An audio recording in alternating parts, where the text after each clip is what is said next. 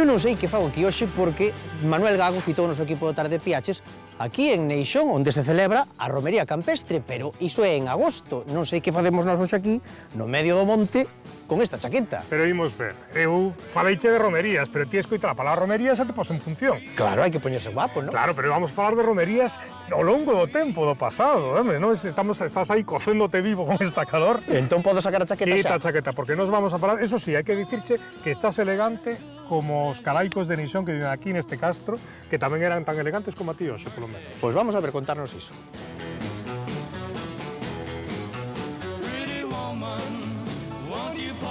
Bueno, Manuel, onde estamos exactamente hoxe aquí? Pois estamos no Concello de Boiro, no castro de Neixón Pequeno, ou carón do castro de Neixón Grande, que eu creo que é un dos enclaves arqueolóxicos máis interesantes do occidente de Galicia. De que idade máis ou menos falamos deste asentamento? Pois empezamos no século VII a.C., hai 2700 anos, e a partir de aí pois, o castro estivo con diferentes fases pois hasta máis ou menos ao mediados do Imperio Romano. Hai algo que diferenza do resto dos castros? Sí, este castro é un castro moi singular, porque de alguma forma este castro o que fixo foi cambiarnos a nosa perspectiva alrededor da época dos castros e da ida do ferro en Galicia. O noso concepto sobre os castrexos, que tiñamos pensado que era xente que se vestía con peles e que era moi rudimentaria, pero aquí descubriuse que nada de E moi rudimentaria e que estaban como moi aillados ali nunha esquina da Península Ibérica, non? Entón aquí veuse algo totalmente distinto. Isto que estamos aquí podemos verlo como unha especie de interfaz, de nodo, de lugar de conexión entre culturas, porque a este lugar, hai 2700 anos, pois chegaban os comerciantes,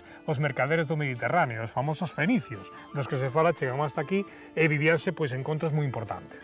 Porque que foi que o que se atopou aquí, xustamente neste castro pequeno de Neixón? Pois neste castro atopouse unha peza moi misteriosa que nos fala de como a esta xente lle gustaba poñernos guapos, se preocupaban polo seu aspecto, por seducir, por ser xente guapa e por amosarse no mundo, non? Que aquí no Centro de Interpretación do Museo Arqueolóxico do Barbanza temos precisamente esas pezas que se atoparon aquí neste castro de Neixón. Fíxate estas pezas tan pequeniñas que temos aquí, que chamanse aríbaros, e o que se contiña nestes botes que eran pequenos era o ben máis preciado, o ben máis luxoso que te podías imaginar. Traían óleos especiados, perfumes, enfeites, e se viñan hasta aquí é porque se compraban, porque se querían traer. É dicir, que estos serían como os muestrarios de colonia que teríamos agora en todas as farmacias ou droguerías. Bueno, máis que un muestrario incluso a propia colonia. Pero o momento que dixeron, e se isto facemos nós? Entón aquí en Neixón temos unha cousa maravillosa, que é esta peza que hai aquí. Que sabemos que hai moita diferencia, non? Sí, hai moita diferencia, pero esta é unha peza prácticamente casi única no mundo castrexo galego. Fixeron os seus propios cacharros nos que conterían tamén ese tipo de sustancias deliciosas pois para acicalarse ou para agasallar. Entón, os castrexos que vivían aquí neste castro de Neixón podemos dicir que tiñan aquí como unha zona de comercio, como un centro comercial, por así decir. Era un lugar no que se daban contactos cunha civilización moi distinta que procedía de centos e centos de kilómetros a distancia, que era o mundo mediterráneo, que daquele era un mundo moi rico, con grandes redes, con tecnoloxías. Entón, cando eles empezaron a chegar, entraron en Galicia por lugares como este, como Neixón. E grazas a eso, pois, temos un mundo privilexiado. Fíxate na cantidad de cerámica que hai aquí. É unha cerámica de carga, é dicir, aquí xa están líquidos moito máis grandes. E que traían aquí? Aceite e viño.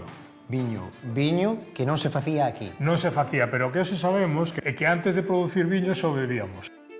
En moitos castros, nos últimos, digamos que 20 anos, teñen aparecido unha chea de recipientes de carga de viño e de aceite.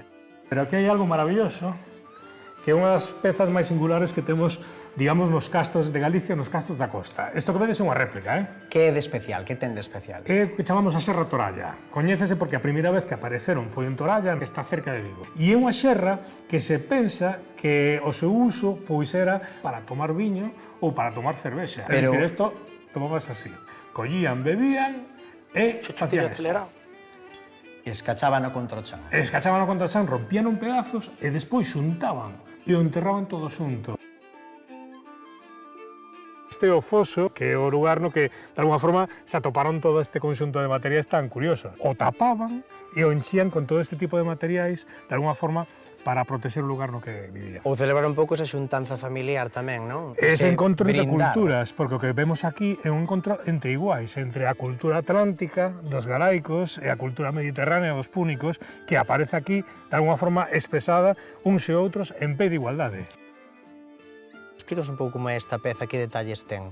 Pois esta peza é moi curiosa porque sabemos ademais que era moi especial porque eran pezas que estaban suntuosamente decoradas. E unha das cousas máis chulas que ten esta peza, que ademais das decoracións típicas dos galaicos, ten unha cousa moi especial, que son patiños. Uns patiños, uns animais postos aquí moi preto do borde, que nos están dicindo que isto é especial, porque os galaicos apenas representaban animais.